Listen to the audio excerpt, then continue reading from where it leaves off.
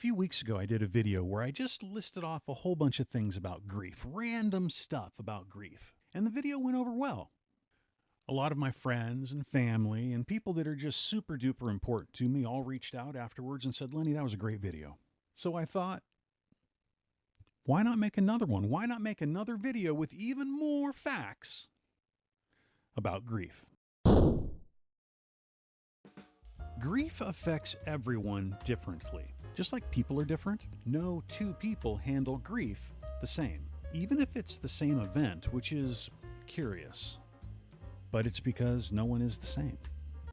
Before we go any further, please forgive me. I had no idea how badly I needed to shave today. If I had known that you'd be able to see this and this and this. Ugh. I'm sorry. Grief can have a delayed response. And what I mean by that is that something can happen today, and then there is no response to it for a week, 2 weeks, a month, a year, and then all of a sudden, now you're struggling with grief. Grief can cause physical symptoms as well. This can be anything from fatigue, headaches, digestive problems, chest pain, the list goes on and on. Children grieve differently than adults do. This can result in any kind of acting out, obviously, but also it could manifest in bursts of creativity or inspiration. That comes back to what we were talking about earlier. Everybody grieves differently.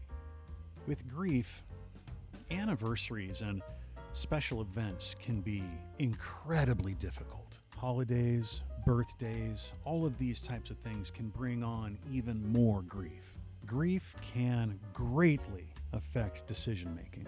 This is why when I'm coaching people through their grief, I always say don't make any major life decisions during this time, like selling your house or moving towns.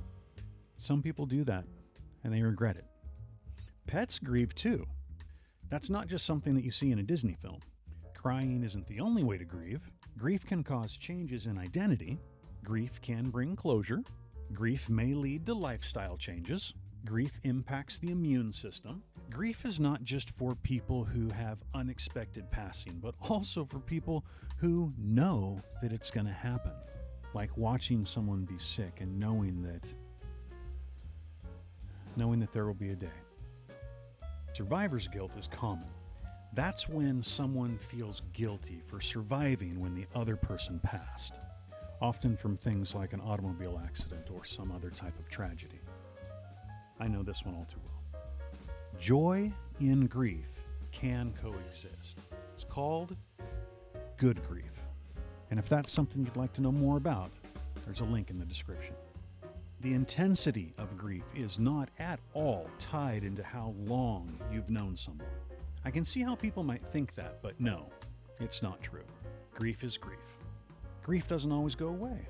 Just because 1 year, 2 year, 3 year, 4 year, 20 years have passed, grief doesn't necessarily go away. It'll change, but it won't go away. Art therapy is effective for grief.